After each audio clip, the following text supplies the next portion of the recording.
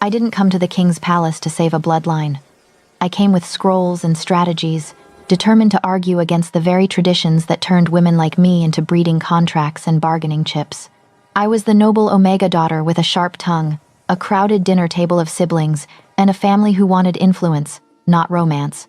Then one reckless night with Alpha King Edward, too much wine, too much stubbornness, too much heat, shattered 3 decades of rumors that he was cursed to be heirless. When the healers whispered that I carried his child, the kingdom roared with celebration. My parents saw a throne, his council saw stability, but beneath my skin, something else stirred older than crowns, wilder than any wolf's howl. Every time Edward touched me, the air thickened, his wolf torn between bowing and devouring. This is not just the story of the only woman who gave the Alpha King an heir.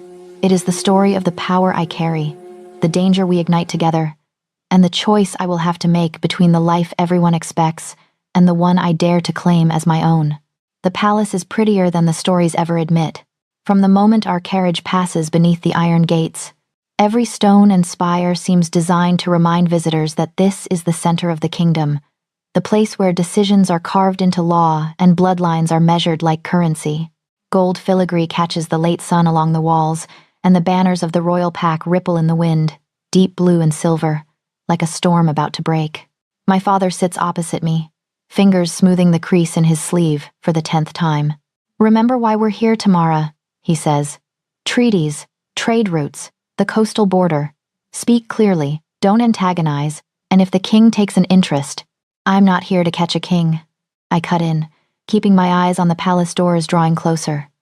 "I'm here to make sure he stops treating Omegas like broodmares with polite paperwork." Mother sighs beside him, the sound long-suffering and fond. "You can do both, dear." My siblings, crammed in the second carriage behind us, would gladly volunteer to flirt for power. I am the exception, the scholar who spends nights bent over maps and law scrolls instead of cosmetics. It's why the elders let me lead the delegation's negotiations. It's also why my family thinks I'm wasted potential. A noble Omega with a brain is useful. A noble Omega with a crown would be legendary. The steward meets us at the foot of the marble steps, flanked by guards whose wolves watch me from behind their human eyes. The air smells of polished stone, pine resin, and something harsher beneath it, dominance, tightly leashed. "Lord and Lady Damas," the steward bows. "Welcome. The king awaits you in the Eastern Council Hall." Of course he does. 6 packs are circling each other over trade, territory, and old grudges. The Alpha King doesn't delay when it comes to politics. He delays only when it comes to heirs. The hall is enormous, its arched windows open to let in the fading light. At the far end, beneath an intricate crest of moon and wolf etched into the stone, stands Alpha King Edward. Stories never did him justice. Dark hair falls just past his collar, slightly disordered, as if he's run his hands through it one too many times after a long day of ruling. His shoulders fill the formal black and gold jacket he wears, the embroidery catching the light like molten metal. But it's his eyes that stop me short, storm gray, sharp and distant, with a weariness that says he has seen too much, fought too often, and expects very little from whoever stands in front of him.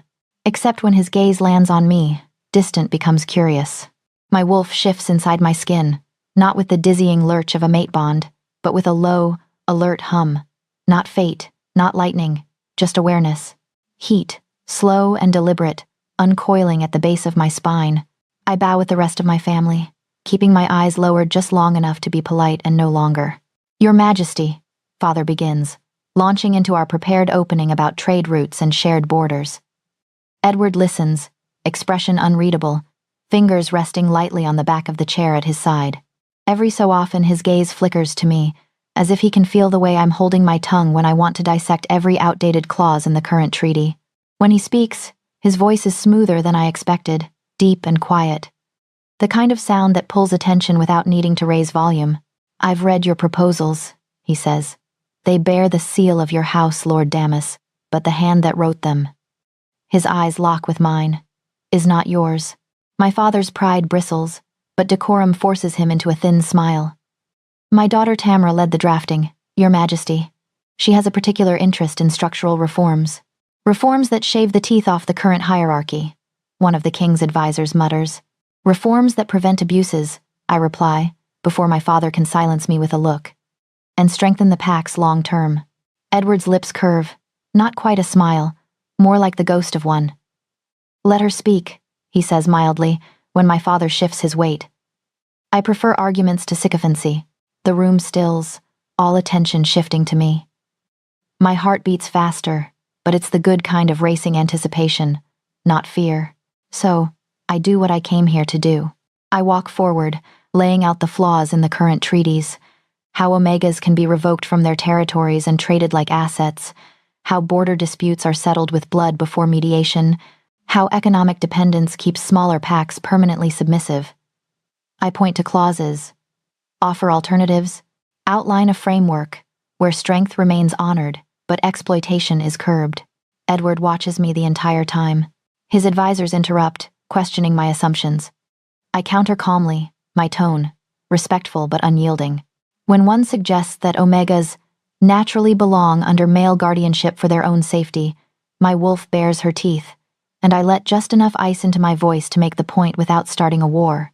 So protection, I say, only counts if it depends on control? A low sound comes from the king's direction, amusement, maybe, or approval. By the time the sun has dipped below the windows, we have agreements on 3 minor points and an argument brewing on the 4th. My family looks simultaneously pleased and anxious. They came hoping to impress the king. They did not expect me to challenge his counsel to their faces. When the formal session ends, Edward dismisses the advisors and invites our family to dine with him that evening. The invitation is delivered with all the neutral grace of a king following protocol, but when his gaze lingers on me, my wolf lifts her head again, ears pricked. In my chamber, my mother hovers while maids lay out gowns. She pushes the deep red one toward me, the one that hugs my waist and bears my shoulders, embroidered with threads that catch the light like fire. You should make an effort, she says quietly. He noticed you. Everyone saw it. He noticed my arguments, I reply, though my fingers brush the gown's fabric. Not my neckline. Men like him notice both, she answers, not unkindly. And there's no shame in using every advantage. I end up in the red dress. The private dining room is smaller than the hall, lit by clusters of candles that bathe the stone in warm gold. Edward waits at the head of a table laid with roasted meats, fresh bread, and wine dark as ink. Without the full weight of his court, he seems less like a legend and more like a man carrying too many invisible scars. Again, his eyes find me first. Throughout dinner, my parents and siblings steer the conversation toward trade and alliances, dropping cautious hints about family bonds and the advantages of closer ties. Edward listens, polite, but the only time he truly engages is when I contradict his beta over border patrol strategies. It's inefficient, I say, leaning forward, no longer caring how the candlelight paints my throat. You concentrate your warriors along the eastern ridge, but smugglers and raiders with half a brain go around, through neutral zones you don't monitor because they're technically outside your jurisdiction. The beta bristles. We cannot extend our authority everywhere, Lady Tamara. You already do, I counter. You just pretend not to, so you don't have to take responsibility when things go wrong. A dangerous silence falls. Then Edward laughs. It's low, surprised, and real. The sound sends a shiver along my skin, my wolf pressing closer to the surface, curious. Finally, he says. Someone willing to say it plainly. The conversation shifts. He starts asking me direct questions about my research, about Omega councils I've attended, about the small reforms I've helped pass in neighboring packs. Each time our fingers brush reaching for bread or wine, something flares between us. Not the overwhelming pull described in mate legends, but a steady, growing current, heat that pools low in my belly, an awareness that makes the room feel smaller, the air thicker. When my father excuses himself and takes my siblings with him under the guise of allowing the king to rest, they leave me behind like an offering. Edward doesn't send me away. Walk with me, he says instead, pushing back his chair. The corridors are quiet at this hour, the flicker of torches casting moving shadows across the stone. From somewhere distant, a wolf howls lonely, resonant. You challenged my beta, he says after a while, hands clasped behind his back. Most people would consider that unwise. Most people don't invite me to dinner twice, I answer. You said you preferred arguments to flattery. He glances sideways at me, eyes glinting. And what do you prefer, Lady Tamara? I should say reforms, treaties, autonomy. Instead, my gaze lingers on the line of his throat, the way the torchlight catches in his hair. Honesty, I say, voice softer than I intend. Even when it's inconvenient. We stop at an open balcony, the night air cool against my heated skin. Below, the training grounds are empty, the city beyond the walls a scattering of lights. It's been a long time, he says quietly, since anyone spoke to me without fear of my title. There's loneliness in that admission, buried beneath alpha steel. A man who can command a room with a look, yet stands here now like he expects me to step back, to remember who he is and retreat. I should. Instead, I step closer. Your title doesn't intimidate me, I murmur. Your policies do. His mouth curves again, that almost smile pulling at the corner. You really would rewrite my kingdom from the ground up, wouldn't you? If it meant Omegas weren't traded like livestock? I meet his gaze head on. Yes. Our eyes lock, and something shifts. Not a lightning strike. A tide turning. My wolf stirs, stretching, recognizing something in him she doesn't quite have a name for. His scent, pine, smoke, clean steel, wraps around me, settling under my skin. The air between us hums, charged, intimate. Tamra, he says, my name a rough edge on his tongue. I feel it then. Not fate slamming into place, but possibility. A door opening I have no business stepping through. I step anyway. Later I will blame the wine, the long journey, the way the world feels suspended up here, like the rules below can't quite reach us. But in that moment, when his hand lifts to brush a curl from my cheek, when his fingers graze my skin and every nerve ending flares awake, logic falls away like a discarded cloak. I reach for him. The first kiss is a question. The second is an answer neither of us will be able to take back. By the time his mouth claims mine fully, by the time my hands are fisted in his jacket and his body presses me gently, inexorably, against the stone, the careful distance I swore to maintain has burned to ash. Heat roars through me, my wolf keening in fierce, bewildered delight as his dominance wraps around us, not crushing but sheltering. There is no bright flash of destiny. No celestial sign. Just the slow, devastating realization that I am losing the argument I never meant to start. The one between my principles and my desire. That night, passion overrides logic. And the world, though it doesn't know it yet, begins to change. The first time I vomit, I blame the stew. It's easier than admitting that the smell of broth and onions, something I've eaten since childhood, suddenly turns my stomach so violently I barely make it to the basin. My youngest sister, Livia, hovers in the doorway, eyes wide. Tamara, are you sick? Apparently, I rasp, rinsing my mouth. Tell Mother to burn that stew recipe. But the nausea doesn't leave with the meal. It lingers, curling at the edges of my days, morning, noon, and night, accompanied by a bone-deep fatigue that even strong tea cannot shake. At first, I try to ignore it, burying myself in scrolls and trade reports to avoid the memory of a balcony, a king's mouth on mine, his hands on my hips as the world fell away. Ignoring becomes impossible when the healer presses cool fingers to my pulse, then to my lower belly, and goes very, very still. Again, she whispers, more to herself than to me. She repeats the test's herbs, a copper charm that warms in her hand, the old chant every Omega child is taught to dread and secretly dream of. When she meets my eyes, her own are shining. You're with child, Lady Tamara. For a heartbeat, the world goes silent. Not just with child, with his child. I sit there on the edge of the cot, staring at the woven rug as if it might rearrange itself into a different answer.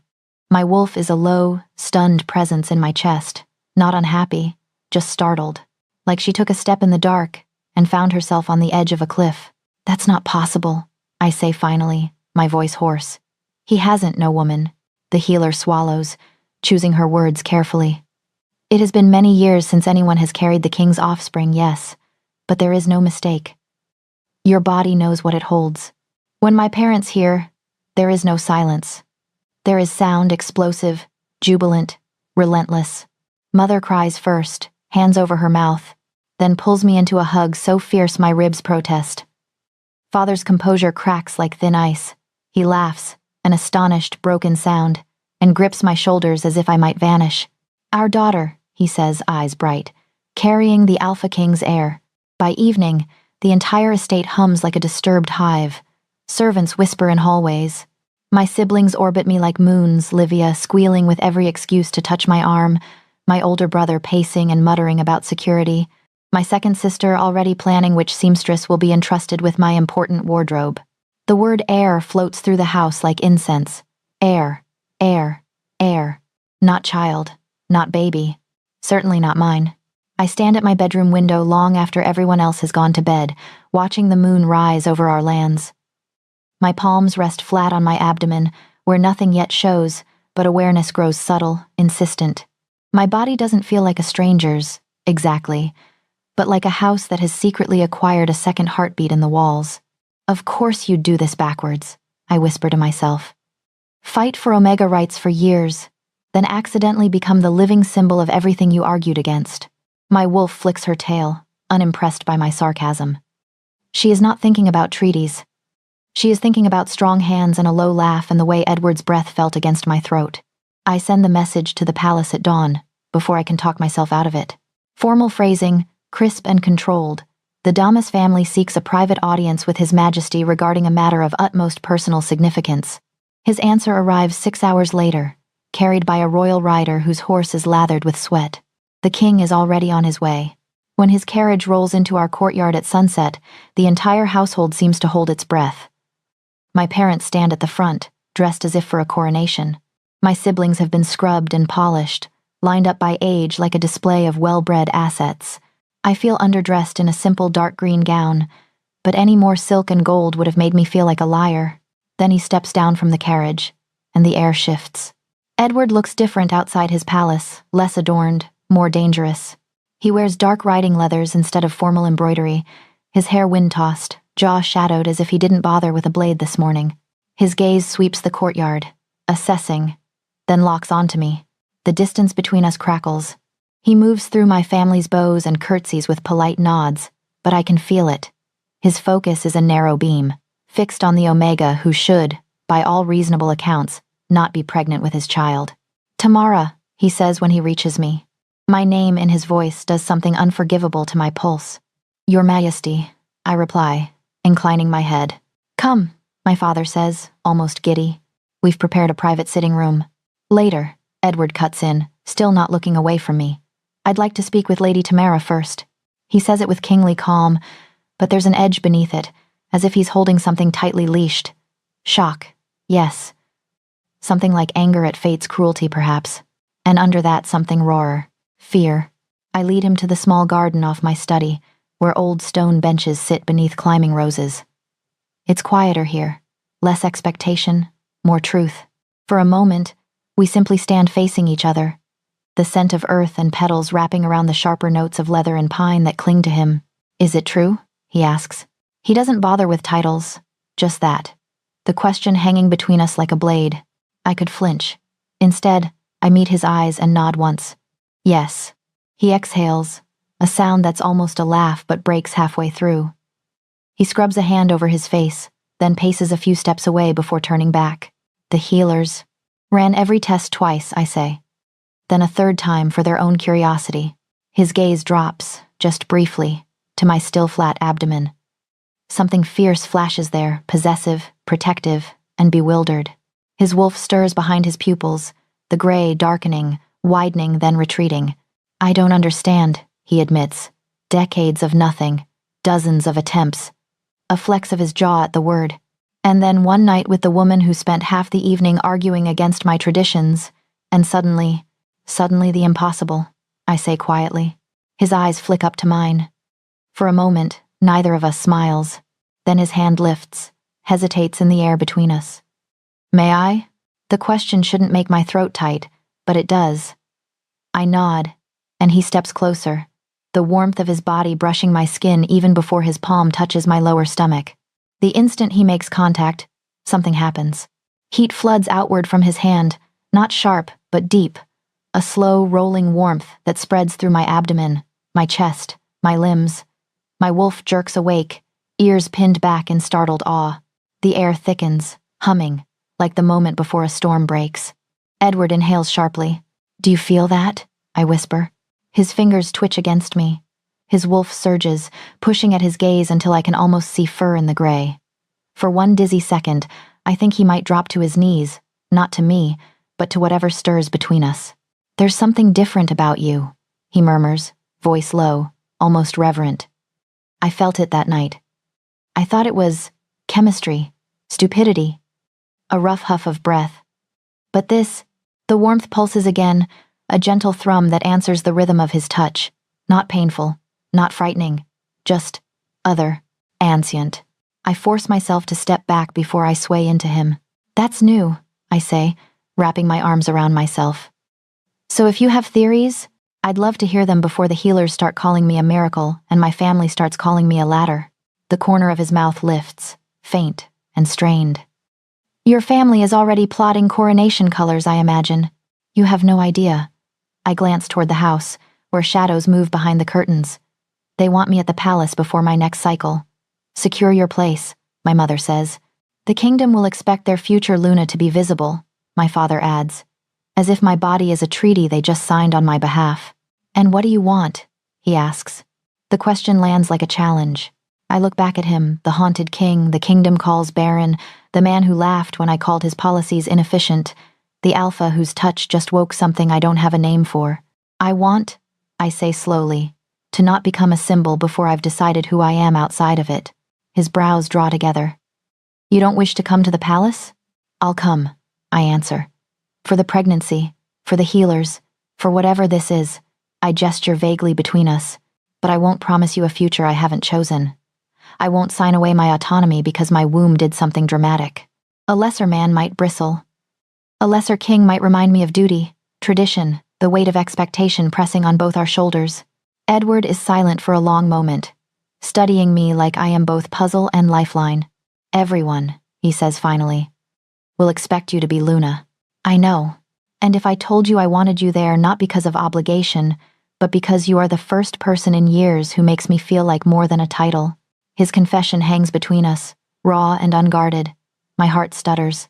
The warmth from earlier still lingers under my skin, as if his touch branded me not with ownership, but with some shared, inexplicable energy. "Then I'd say," I reply softly, "let me get through growing a tiny impossibility inside me before we plan the rest of my life." His laugh is quieter this time, but real. The lines of tension around his mouth ease. "Stay here for now," he says. "I'll arrange for my healers to visit. When you're ready, you come to the palace as my guest, not my prisoner." "Guests can leave," I remind him. His gaze hardens, but not unkindly.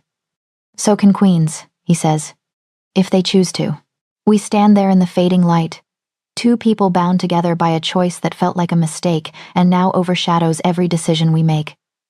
The impossible beats softly between us, unseen but undeniable. I don't take his hand again. But when he leaves, long after my family has toasted themselves into a stupor, the echo of his touch still burns against my skin, and the warmth in my belly pulses once, twice in quiet answer.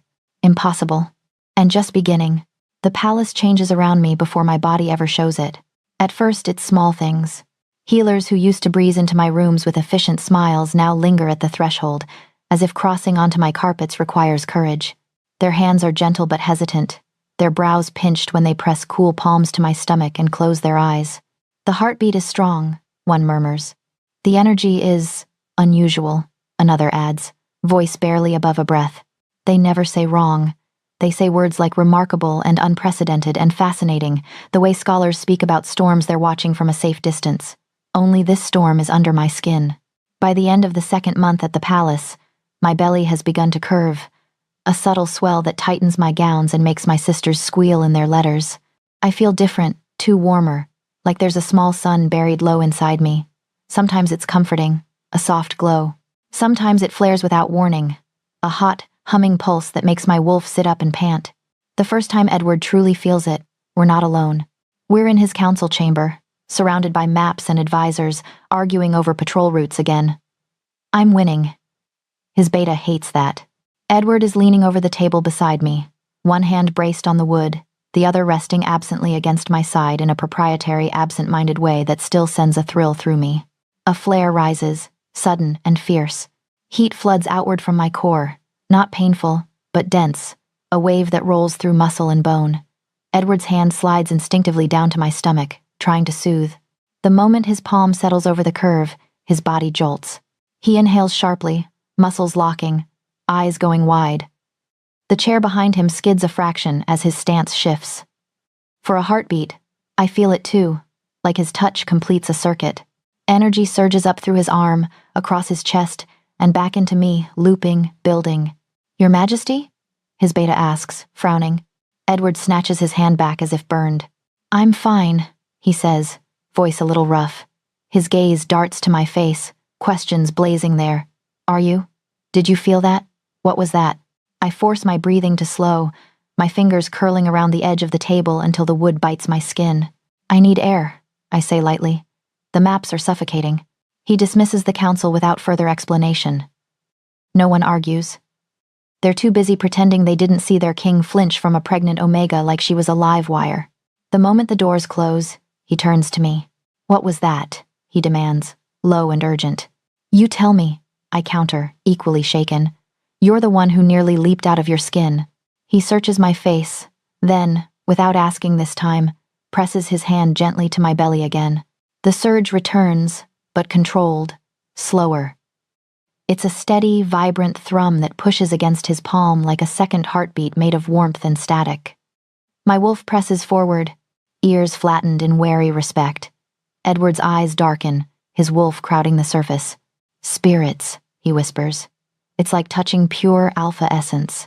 And that means what, exactly? I ask, even as my body leans unconsciously into his touch.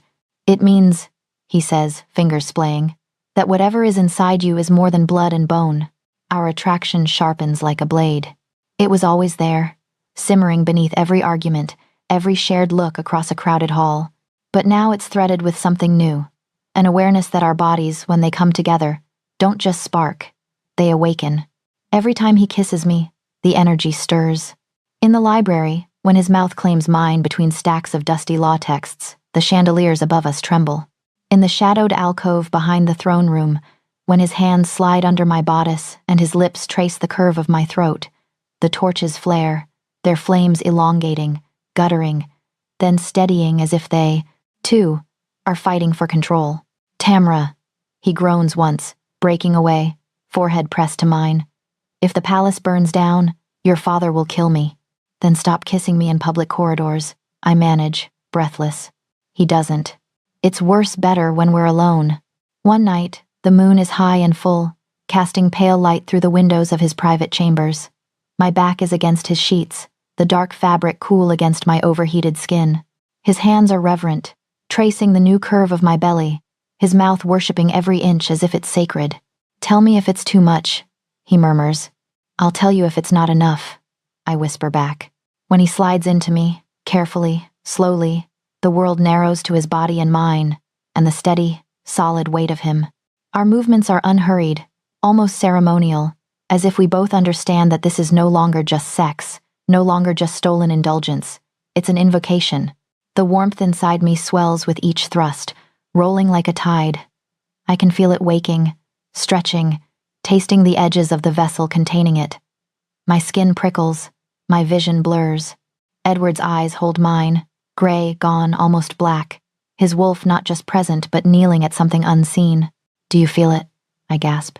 Yes, he says, voice hoarse. Spirits, yes. The pulse becomes a rhythm, syncing with our bodies.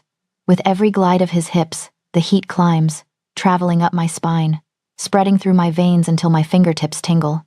I arch, clutching at his shoulders, nails digging into his back. And then something vast stirs. Not the small, fluttering movement I've come to associate with the baby. This is older, deeper. A slow, immense turning, like a great beast shifting in sleep. For a second, it feels as though the bones of the world themselves are adjusting under us. Light blooms at the edges of my vision. Edward chokes on a breath, his movements faltering. Tamara. I look down at where our bodies join and see it. My skin, faintly luminescent, as if moonlight has seeped beneath the surface. Not bright enough to illuminate the room, but enough to halo us in a soft, unearthly glow. By the ancestors, he breathes, staring. Awe, desire, and fear war in his expression. His hips snap forward once more, helpless, and pleasure tears through me, riding the crest of that power. When release hits, it's not just mine. The energy erupts, pouring out in a wave that races across my skin and into him. He shudders, groaning my name like a prayer, his body convulsing as if the force of it is too much to hold. For a heartbeat, all sense of separateness vanishes. There is no king, no Omega, no palace, only the blinding, terrifying intimacy of being completely open. Then it recedes, like a tide drawing back. We collapse together, panting. The glow fades from my skin, leaving only a faint warmth, a satisfied weight in my womb, and the rapid pounding of my heart. "You're not just carrying my child," he whispers against my neck, voice raw. "You're carrying something ancient. I should be afraid. Maybe I am, beneath the haze of pleasure. But there is also a strange, quiet rightness, as if some dormant part of me had been waiting years for this awakening and is finally, dangerously, awake. The palace feels it too. In the days that follow, the way people look at me changes. Wolves who cross my path lower their eyes automatically, even when their human faces tilt up in polite greeting. Guards straighten when I walk by, not just out of respect for their king's companion, but out of instinct. Once, in the courtyard, a young warrior's wolf forces a whine from his throat when I pass. He clamps his jaw shut, mortified, but I see the way his shoulders hunch, the way his gaze flicks to my abdomen with something like reverence. Even Edward's beta keeps his distance now. He still argues with me in council meetings, but he no longer stands close enough to touch. When his hand accidentally brushes mine over a map, he flinches as if shocked. "Apologies, my lady," he mutters. My wolf smirks. At night, when the palace quiets and Edward finally sleeps, I light a candle in the small sitting room attached to my chambers and pull old histories from the shelves. The royal library is generous, but it's the dusty, half-forgotten scrolls that call to me, the ones tucked behind treaties and war records, filled with stories that sound more like myths than fact. I read about the first packs, the mothers who walked with wolves before there were thrones, the rituals long banned as superstition. One word appears again and again, in different dialects, with the same meaning: vessel. Women who carried not just children, but raw ancestral force, living conduits for power older than crowns. Rare, dangerous, revered and feared in equal measure. My fingers tighten around the parchment. "That's not me," I tell the empty room, as if saying it aloud could make it true. "I'm just pregnant, that's all." The candle flame flickers, bending toward my belly as though drawn. The warmth inside me hums in answer, a quiet, undeniable yes.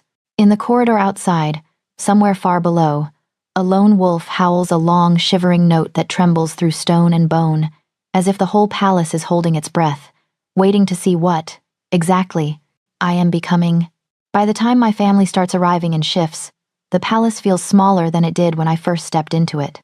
They come with gifts and smiles and carefully rehearsed concern, but beneath it all pulses the same message, wrapped in silk. Choose now. Choose them. Choose power. Mother is the first.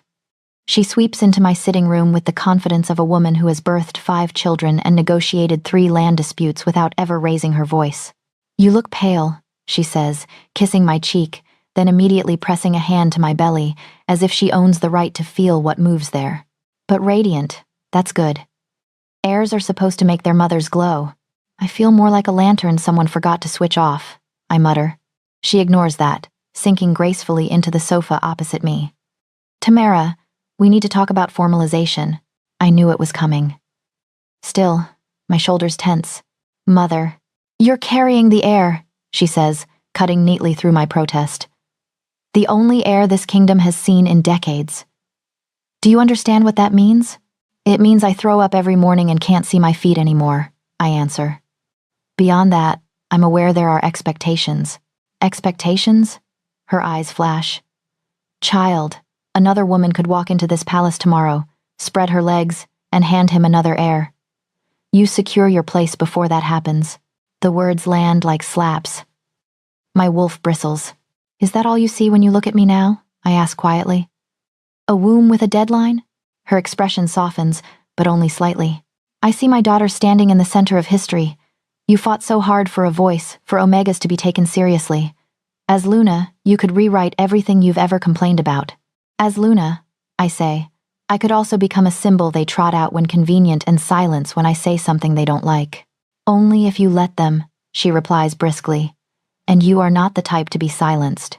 She leaves me with a stack of letters from extended relatives and a list of names for potential Luna ladies in waiting, for when you finally come to your senses. The room feels crowded long after she's gone. My siblings are worse. They arrive 2 days later in a whirlwind of laughter and perfume, filling my chambers with noise and familiarity that makes my chest ache. Livia flings herself onto my bed, hands immediately reaching for my belly. "Do you think he can hear me?" she asks, pressing her ear to my skin. "Hello, tiny future tyrant. Your aunt insists you'll love her best." My brother leans against the window, eyeing the guards in the courtyard below. "You should ask for your own personal battalion when you're Luna," he says casually. "Not just for security, but leverage. Whoever controls your detail, controls the whispers." My other sister unfurls a roll of parchment covered in neat handwriting. "I've drafted some possible initiatives you could propose once you're formally introduced," she announces. "Reforms always go down easier when presented as, for the good of the royal pup. People love a sentimental hook." "Everyone has plans for my life," I say, rubbing my temples. "It's amazing any of you remember I'm the one actually living it." They exchange glances. "Tam," my brother says gentler, "we're not trying to trap you. This is an opportunity we never thought we'd have. You never thought you'd have." "I still don't know if I want it," I snap. "Does that matter to anyone but me?" Silence answers. It's almost a relief when Edward pulls me out of the chaos under the excuse of a walk in the gardens. We stroll along the gravel paths, flanked by rose bushes and moonflowers that only open at night. Guards trail at a discreet distance, but the space between us feels oddly crowded with questions, with tension, with everything we haven't said. "Your mother cornered my steward this morning about scheduling a Luna coronation," he says dryly. Heat crawls up my neck. "I'm going to kill her." "Please don't. I've grown strangely fond of her threats." I huff a laugh, then fall quiet. The gravel crunches under our boots, the scent of flowers layered over the ever-present tang of his dominance. My hand drifts, by habit now, to the side of my belly that's become the baby's favorite kicking ground. Edward notices. "What do you want, Tamara?" he asks finally. "Not your family, not my counsel. You. It's a simple question."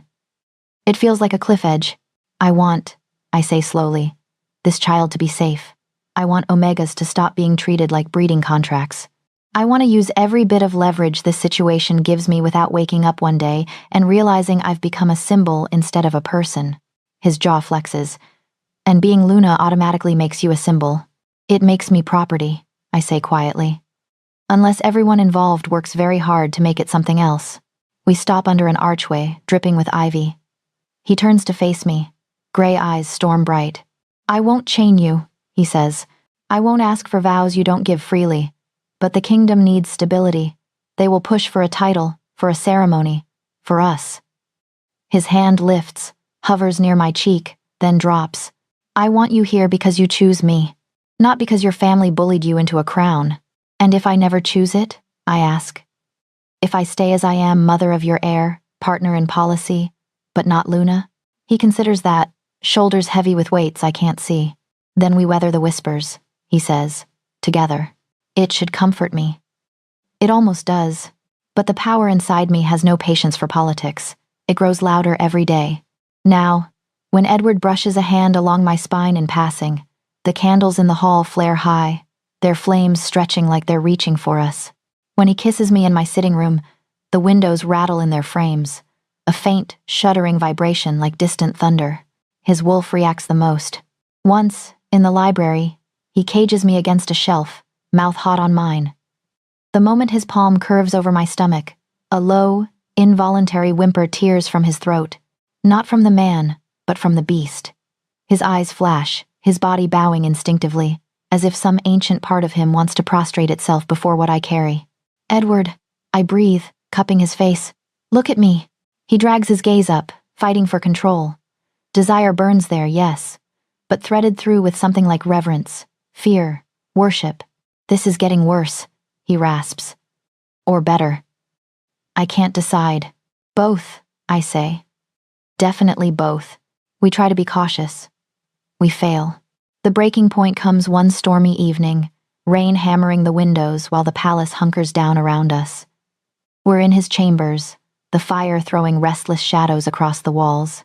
I'm pacing, restless, skin buzzing, that inner heat coiling tight and demanding release.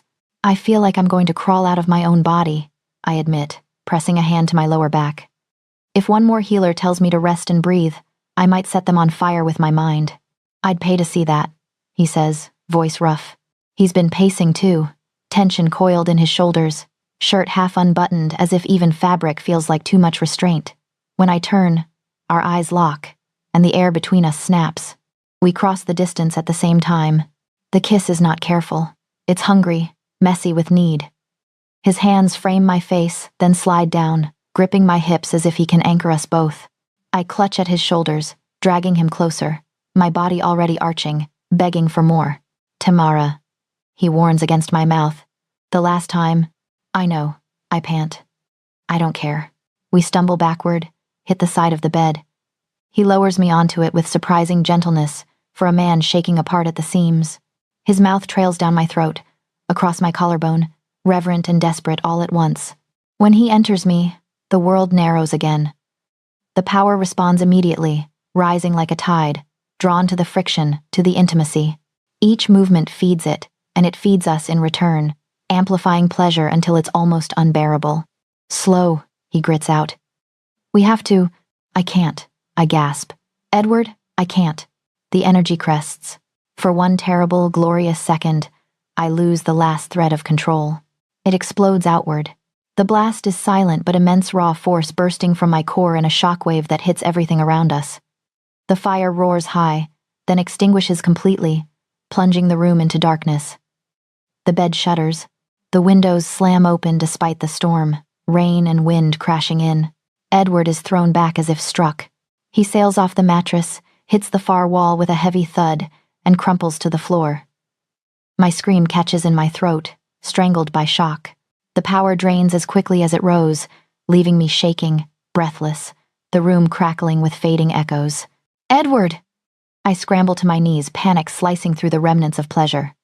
Spirits, are you... A groan answers me. He rolls onto his back, wincing, one hand over his ribs. Remind me, he mutters, voice strained, to never anger you in a room full of sharp objects. Tears prick, my eyes relief, terror, fury all tangled. This isn't funny. His gaze finds mine in the dim light. Even bruised and winded, he manages a crooked smile. It's a little funny. I crawl toward him, every muscle trembling. You could have been hurt. I'm fine. He grips my wrist, thumb stroking my pulse. His expression sobers. You, on the other hand, I lost control, I whisper. I didn't mean to, it was just too much, he finishes softly. We sit there on the cold floor, rain spattering through the open windows, our bodies still humming with the aftermath. I press my palm to my belly. The child moves, a reassuring kick.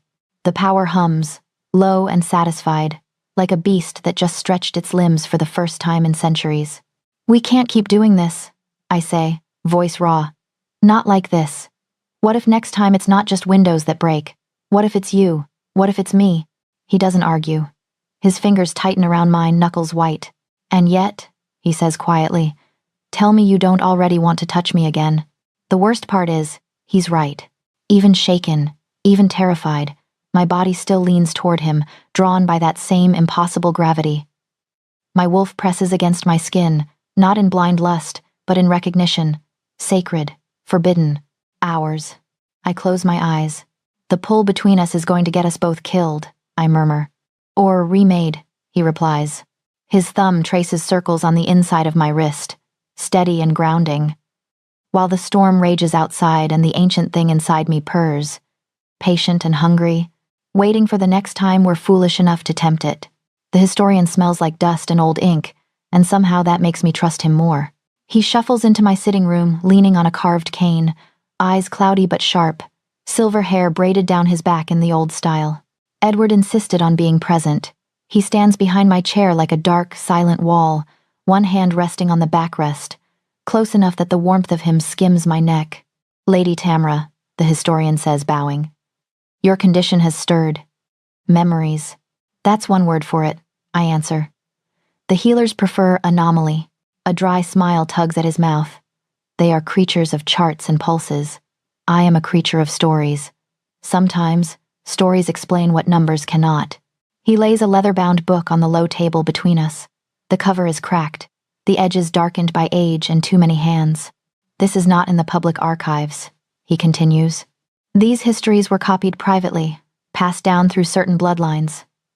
Your mother's grandmother requested this copy when she married into the Damas line. I blink. My family knew about this? They knew the legend, he corrects. Not that it would ever matter. Until now. Edward's fingers flex on the chair behind me. Speak plainly, he says, voice low. We don't have patience for riddles. The historian opens the book. On the first page, ink faded to brown, is an illustration. Women standing in a circle beneath a full moon, wolves ranged around them in poses of worship, not dominance.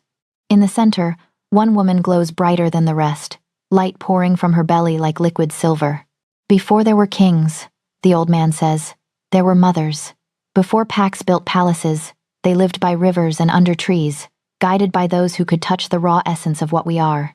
We called them vessels, living conduits. My mouth dries. I can feel the power inside me listening, stretching like a cat to the sound of its own name. I've read references, I say. Footnotes. Half a stanza in a song. I thought they were myths. Most people do, he replies. It is easier to worship crowns than wombs. Crowns are visible, wombs are messy. Edward's hand tightens again.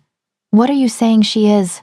The historian looks directly at me, and for the first time, his gaze is not kindly. It is reverent, cautious. A bloodline vessel, he says.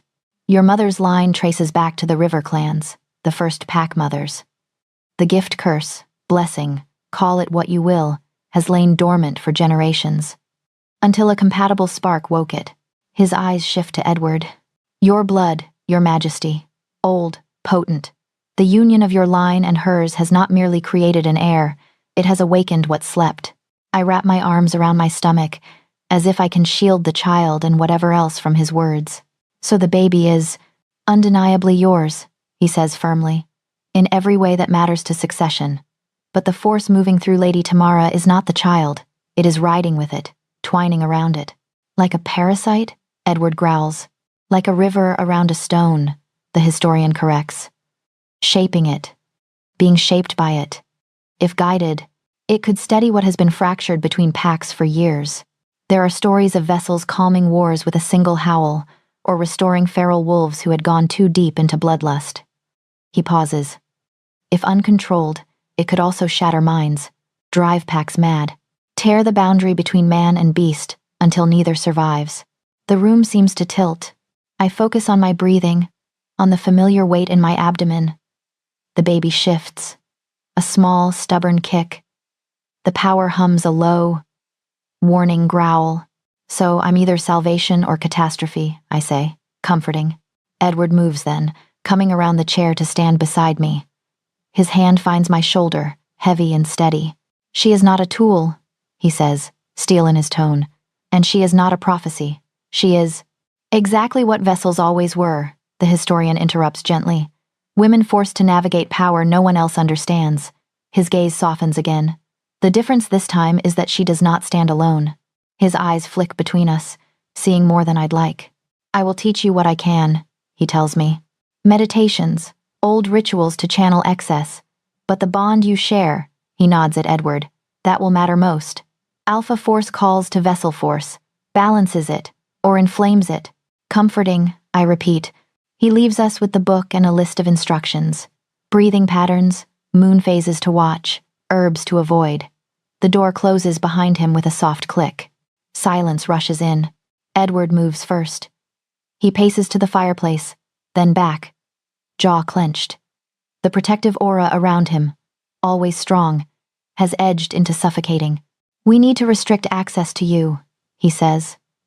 No more open court appearances. Guards doubled. Anyone who wants an audience goes through me. I bristle.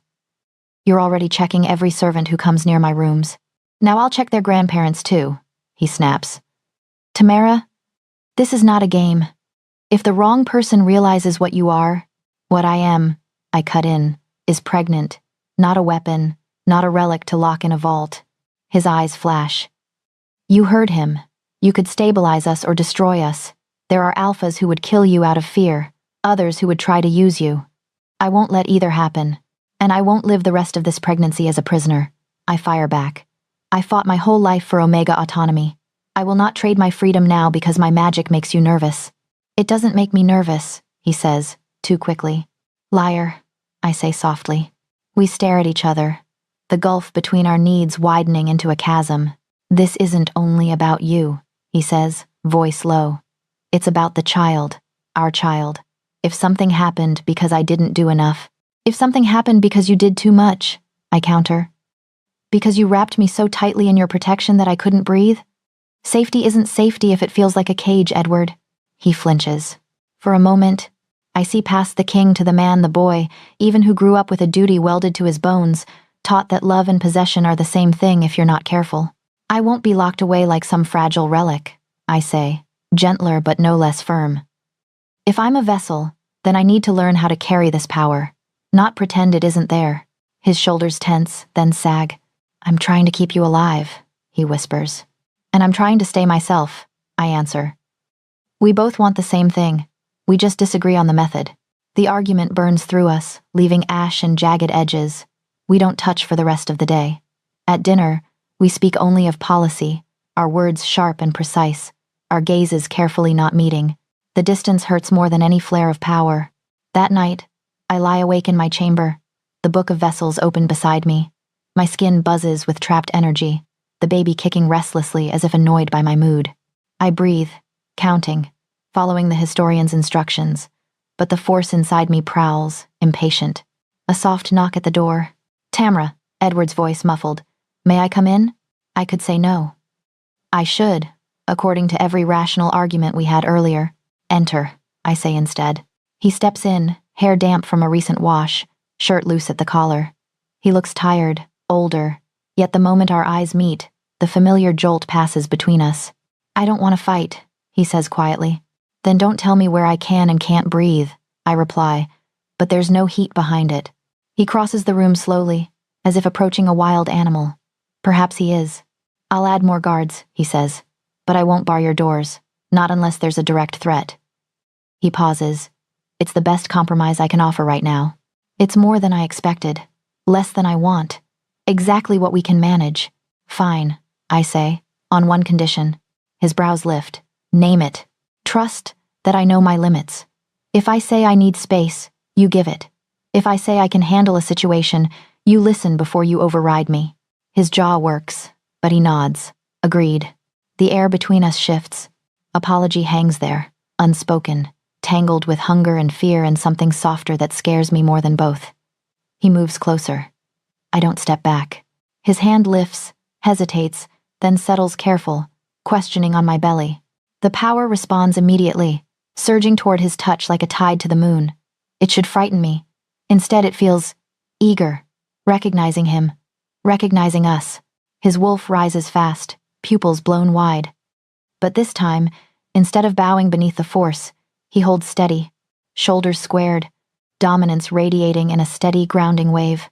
Easy, he murmurs, and I realize he's speaking to the power as much as to me. The energy, impossibly, listens. It hums, strong but contained, wrapping around his hand like a warm, invisible current. Indignant thump under his palm. We both laugh, the tension cracking. Clearly not impressed by our diplomacy, I say. Clearly takes after you, he replies. When he kisses me, it's different. Not less intense, never that, but threaded with carefulness, with a kind of reverence that has nothing to do with fear and everything to do with choice. His mouth moves over mine in slow, coaxing strokes, asking instead of taking, and my body answers willingly, arching into him, power purring instead of snarling. We move to the bed like that, unhurried. Each touch is deliberate. His lips on my throat, my hands in his hair, his fingers tracing the stretched skin of my abdomen while he whispers nonsense promises, apologies, awe. Tell me if it's too much, he says again. I will. I vow. When our bodies join, the energy rises, but not as a wave intent on destruction. It rises like a song, loud, wild, but with a melody we both recognize. His alpha force meets it head-on, not trying to crush it, not yielding entirely, but dancing with it, shaping it. The historian was right. He balances me. I anchor him. Pleasure builds, bright and terrifying. My skin warms, a faint glow blooming just beneath the surface. but this time it doesn't explode outward. It pools, contained, a star held carefully in the hollow of my body. His forehead presses to mine, breath ragged. Tamra, he groans. Look at me. I do. In his eyes I see everything we are. Two stubborn creatures bound not by destiny's lightning strike, but by a series of reckless, deliberate yeses. To each other, to this child, to the terrifying sacred thing we're building in the space between fear and desire. When release comes, it feels less like an eruption and more like a surrender, a yielding not to fate, but to trust. After, he stays inside me, one hand still splayed over our child, the other tangled with mine. The power hums, low and content, like a storm that has chosen, just for tonight, not to break. You're not a relic, he murmurs into my hair. You're a revolution. And you, I say, eyes closing, are insufferably dramatic. His chuckle rumbles through my bones. Bound by danger, held by choice. For the first time since the power woke, I fall asleep without fear. By the time my family decides to save me, I can barely see my toes. They arrive without warning. Mother, father, my siblings, 2 aunts for good measure, pouring into my sitting room like a delegation invading enemy territory. The guards let them pass because they're family. They shouldn't have. My mother doesn't sit. She stands in front of me, hands folded so tightly I can see the tension in her knuckles.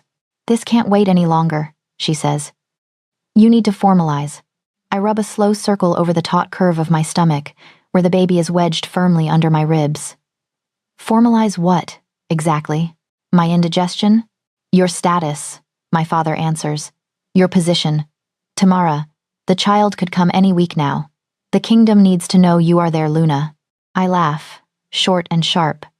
The kingdom needs to know their heir will arrive with all his limbs and hopefully his mother's patience. Everything else can wait. It can't, Mother insists. Edward's council is restless. Other packs are watching.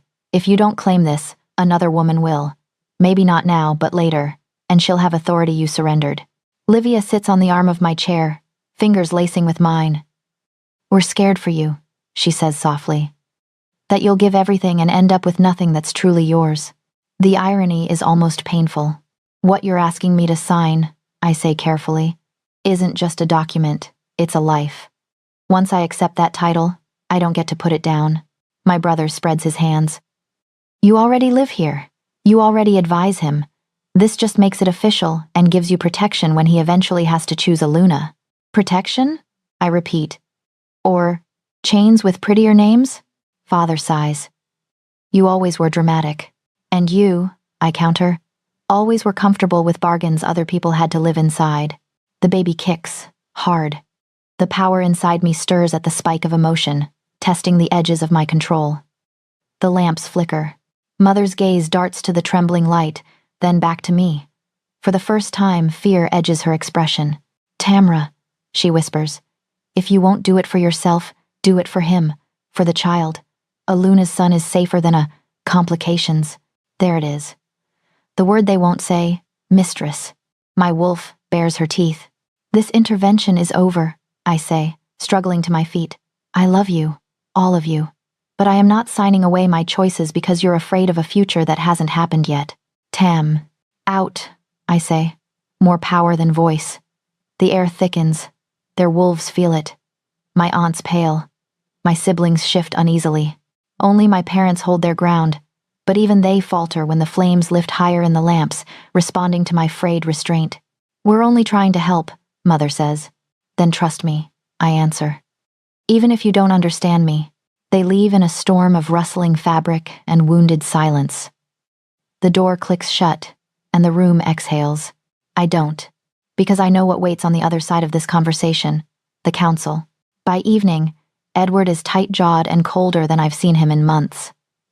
We stand side by side in the war room while his advisors circle, cloaking their demands in concern. The nobles are restless, Your Majesty, one says. They need reassurance that succession is secure. It is secure, Edward replies. My heir is healthy. Tamara is under my protection. Protection. Never just that, though. Possession, in their eyes. The mother of the heir must be Luna, another counselor insists. Anything less invites challenge, whispers, attempts to delegitimize the child. A third leans forward, eyes sharp.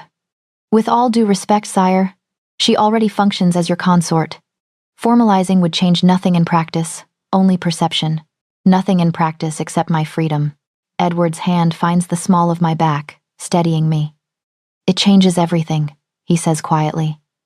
And it will be done when and if Tamra chooses it. A murmur of disapproval ripples through the room. Someone says dangerous, someone else says irresponsible. I hear vessel under their breath, like a curse. By the time the council disperses, tension coils tightly between my shoulders. I can feel Edward watching me, measuring the crack in my composure. Don't start, I say, turning away. I've had a full day of people telling me what's best for me. I wasn't going to tell you, he answers. I was going to ask. That's worse. His chambers are quieter than mine, the fire banked low. He closes the door behind us, the click sounding final. For a moment, neither of us speaks. The space between us is thick with everything unsaid. Fear, frustration, the memory of my family's pleading faces and his counsel's thinly veiled threats. You heard them, I say finally. You heard my parents. This would be easier for everyone if I just said yes. Everyone but you, he counters. Maybe I'm being selfish. Good, he snaps. You should be. No one else is being selfish on your behalf. I sink onto the edge of his bed, one hand at the small of my back. The entire kingdom is pressing on me from all sides, Edward. I'm tired. I'm scared. And I'm trying not to make a decision I'll resent for the rest of my life. He comes to stand in front of me, taking my chin gently, tilting my face up. His expression is raw, stripped. What if you resent me, he asks, for not being enough to make this worth it? My breath catches. That's not, isn't it? His thumb strokes my jaw, careful, trembling. If there were no crown, no council, no Luna title if it were just me, a stubborn alpha with too many responsibilities, and a ruined balcony railing, would you still hesitate? The answer slams into me with humiliating clarity. Yes, I admit. Because I've spent my entire life watching women disappear into men's roles. Even good men. Especially good men. I'm terrified of loving you so much I let myself vanish. His eyes close briefly, like the words physically hurt. When he opens them, something has shifted. The air thickens, not with power this time, but with emotion. Heavy, inevitable. I love you, he says. The room goes very still. It's not grand or poetic. It's hoarse and quiet, dragged from a man who has held himself together for so long that the act of unraveling looks almost painful.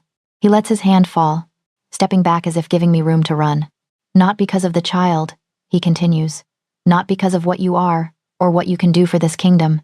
Spirits, Tamra, if you had walked out of my palace after that first night and never sent word again, I would have spent the rest of my life wondering when exactly I lost the chance to deserve you. Heat stings my eyes. The power inside me reacts, surging eagerly to the intensity, pressing against my ribs. Don't, I whisper. Don't say that if you don't. I love you, he repeats, firmer. I love the way you challenge me in council and in bed. I love your temper, your mind, the way you talk to my guards like they're people, not furniture. I love that you're stubborn enough to argue with me when everyone else bows. I love you, Tamara, and I need to know. His voice cracks. Do you want this life with me, or am I just another form of cage? The question tears something open inside me. All the fear, all the stubbornness, all the carefully maintained distance crumble under the weight of truth I've been too cowardly to name. I'm afraid, I say. Not of you. Of losing myself. I know, he says. I'm angry, I add. That the moment I love someone, the world demands I prove it by giving up pieces of myself. I know, he says again, softer. And the words choke in my throat, then break free on a rush of breath. I love you. Spirits help me. I love you so much it makes me stupid. The power surges. Heat flares under my skin, sudden and fierce, racing along nerves, licking at bone. The lamps flare, bright as stars. The fire leaps high, then gutters low, as if stunned. The baby kicks hard enough to make me gasp. Edward's wolf slams against his skin, eyes going wide, fangs flashing briefly. The force between us swells like a storm about to break. I can't. I clutch at my chest, every heartbeat a drum. It's too much. He doesn't hesitate. He crosses the distance in 2 strides, dropping to his knees in front of me, hands bracketing my face. Look at me, he commands, alpha layered over man. I do. His gaze locks mine, steady and fierce. Breathe with me, he says. Match me. He inhales, slow and deep. I follow. The power snarls, resisting, wanting release, wanting to fling itself outward on the confession hanging between us. But his presence pushes back, not crushing, but containing, guiding. Again, he murmurs. We breathe together, in, out. His thumbs stroke slow circles along my jaw. His wolf lowers its head, not in submission, but in solidarity. The energy fights, then yields. It settles, reluctantly, like a storm curling back into the horizon instead of tearing the sky open. The lamps dim to normal. The fire steadies. The baby gives a final, offended jab and then quiets. Tears spill over, hot and helpless. You ground me, I whisper.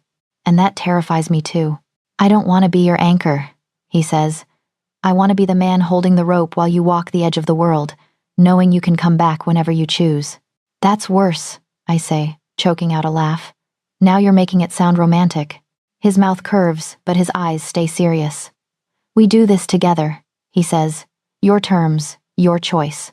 If you decide you never want the title, I will stand beside you and face down every alpha who questions it. If you decide you want it, we shape it into something that doesn't erase you. And if I can't decide before the baby comes, I ask, then we let the kingdom sit in uncertainty a little longer, he replies. They've survived worse. I search his face, looking for cracks, for resentment, for hidden ultimatums. I find only stubborn resolve, and a love that feels like standing in the center of my own power and realizing someone built a home there without asking for rent. Slowly I nod. I choose you, I say. Not the crown, not the throne. You. And whatever roles we build from there, we build them together. He exhales a shuddering breath, like he's been holding it for months. His hands slide from my face to my hips, then to my belly, palms spread wide. Then that's enough, he whispers. When he kisses me, it isn't a demand or a distraction. It's an answer. The power rises again, but this time it's warm and steady, wrapping around us instead of trying to break free. My body leans into his, not out of fear of falling, but because I finally understand I am not surrendering to a cage. I am choosing a partner who understands the weight of the key. We end up lying sideways on his bed, my head on his chest, his hand never leaving the curve of our child. The lamps burn low, casting us in soft gold. You know this doesn't solve anything, I murmur. My family will still push. The council will still scheme. Of course, he says. But now they push against us, not just you. And that is a very different battle. I close my eyes, listening to his heartbeat beneath my ear, steady, strong, in rhythm with my own, and the smaller, wilder one between us. For the first time, the future feels less like a trap and more like a path I'm choosing with open eyes, ancient power and all. Labor begins with a lie. I'm fine, I tell Edward as another tightening clamps around my middle, stealing my breath. Just a little. The contraction slams all the way through my spine. Uncomfortable. I grit, clutching the edge of the table so hard my knuckles whiten. His eyes narrow. You just bent steel, Tamara. I follow his gaze to the table leg. The metal support has warped under my grip, twisted like soft wax. Oh, I say faintly. That's new. He's bellowing for healers before I can argue. They herd me into the birthing chamber the palace staff prepared weeks ago. All white linens and steaming bowls of herbs, the air sharp with antiseptic and incense. The moment I cross the threshold, the power inside me surges, tasting the space, testing it. The candles flare as if greeting an old friend. Everyone stays calm, the lead healer says, voice a little too high to be convincing. Lady Tamara, breathe with the contractions. Your Majesty, stays. Edward cuts in, planting himself at my side. I'm not leaving. I'm too busy riding the next wave of pain to argue. Labor is nothing like the healer pamphlets. It is fire and stone and a great grinding pressure, like the world is trying to push a star through too small a doorway. My wolf paces in frantic circles inside me, torn between panic and fierce wild joy. Each contraction pulls the ancient force tighter. It gathers with the pain, braiding itself into every spasm of muscle. The energy climbs my spine, coils in my chest, burns behind my eyes. The walls of the palace hum faintly, as if feeling every ripple. At some point, I end up on my knees, leaning over the side of the bed, sweat-damp hair sticking to my face. Edward kneels behind me, one arm braced around my shoulders, the other offering his hand. "Crush it," he says. "I can take it." I do. Power crackles where our skin meets visible. This time, tiny sparks jumping between our fingers. He doesn't flinch. He grips back harder, grounding me. "Look at me," he murmurs as another contraction crests. "Don't disappear into it. Stay here. I hate you," I gasp. "I know," he says, kissing my temple. "You can divorce me after this. We're not married. We'll invent divorce for you." The contraction peaks. Pain tears a scream from my throat, and with it, a burst of energy blasts outward. The windows rattle in their frames. Somewhere in the palace, a chorus of wolves howls in sudden, synchronized response. The healers exchange wide-eyed glances but keep working. "She's progressing quickly," one murmurs. "Faster than expected." "Of course she is," Edward says. "She's never done anything slowly in her life." Hours blur. Time dissolves into waves, pain, breath, brief lulls where Edward grips my shoulders and we breathe together, then pain again. Between contractions, the world is oddly sharp. The rough weave of the sheets under my fingers, the salt taste of sweat, the flash of fear in a young healer's eyes before she masters it.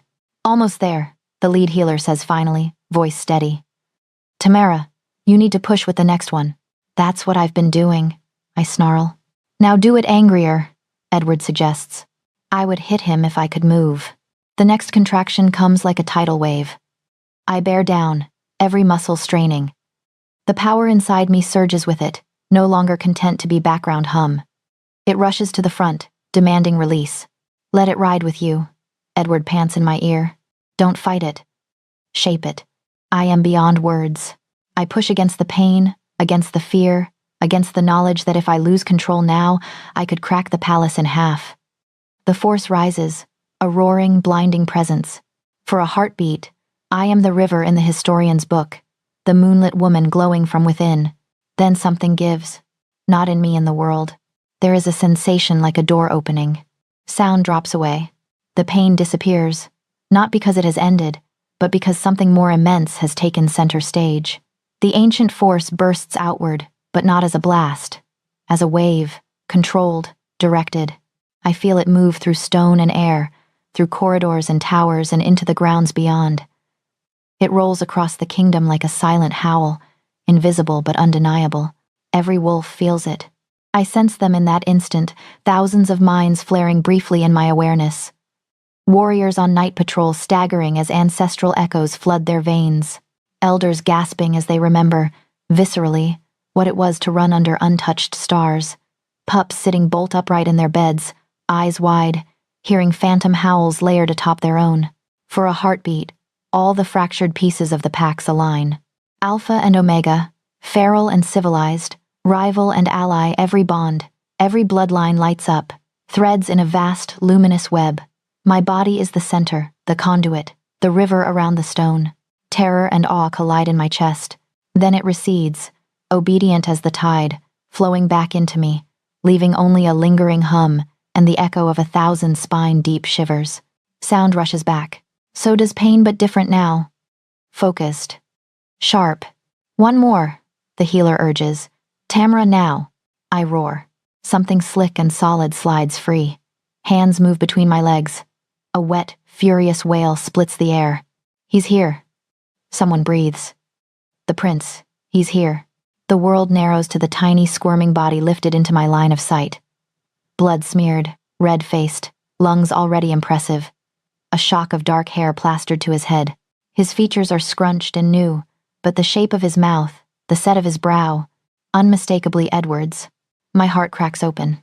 They place him against my chest, and every part of me that isn't exhausted or shaking or terrified melts. He is warm and heavy and impossibly small. His scent is new and ancient all at once, milk and blood and something wild, clean, like the first breath after rain. The power inside me hushes. Not gone, never that. But quiet, watchful, as if satisfied with what it has wrought. Edward makes a sound I've never heard from him before. A choked, broken noise, somewhere between laughter and a sob. "He's perfect," he whispers, touching our son's tiny fingers with a reverent awe usually reserved for sacred relics. Spirits, Tamra, look what you did. Pretty sure we both did. I manage, throat raw. He bends, pressing his forehead to mine, one hand cupping our son's back, the other cradling my jaw. His eyes shine. You're extraordinary, he breathes. It's not about the power, not in this moment. It's about the fact that I am still here, still myself, holding a child who is both legacy and brand new future. Hours later, the healers have gone, the room dim and quiet. The palace is oddly hushed, as if everyone is still processing the echo of that ancestral wave. Our son sleeps between us, bundled in soft linen, tiny fists curled near his cheeks. Edward lies on his side, head propped on his hand, watching us like he doesn't dare blink. He already looks like he owns the room, I murmur. He does, Edward says. He's ours. Silence settles, but it's comfortable. We're both too exhausted for politics, too full for fear. Then he speaks, soft but steady. Stay. I turn my head toward him. Not as Luna, he continues. If that word tastes wrong in your mouth, not because my counsel demands it, or your family needs a story to brag about. Stay as my partner, my equal, the woman I choose and who chooses me, title or no. My gaze drops to our son. His chest rises and falls in tiny, determined breaths. This creature will grow up watching whatever choice I make. He'll learn what love looks like from how we live it. Love that cages. Or love that builds doors. I think of the girl who arrived at this palace with treaties and righteous anger, determined never to be swallowed by someone else's life. I think of the woman who just channeled a force older than thrones and stayed standing. I look back at the man who has argued with me, knelt before me, held the rope while I walked the edge of my own power. I want reforms, I say. Real ones, written into law, not just whispered in your chambers. Done, he says immediately. I want my own council, Omega voices, scholars, people who don't agree with you. His mouth quirks. You start a rebellion in my own palace and you want me to sanction it? Yes, done, he repeats. I want the freedom to leave the capital when I need to breathe, I add. To visit my family, to walk in forests that don't have your guards at every tree. His eyes soften. I'll insist on minimal guards, he says. But yes, done. I draw a breath that feels like the first true one in months. Then yes, I say, I'll stay, on my terms. Relief and joy war on his face. Joy wins. He leans across our son and kisses me, gentle and lingering, tasting of salt and something sweeter. No grand coronation, I add when he pulls back. No public vows. I'm not a spectacle. He smiles. Then we keep this between us, a private commitment. Let them guess the rest. If you've read this far, rate this story from 1 to 10, and tell which moment hit you hardest so the next story can go even deeper into what you love most.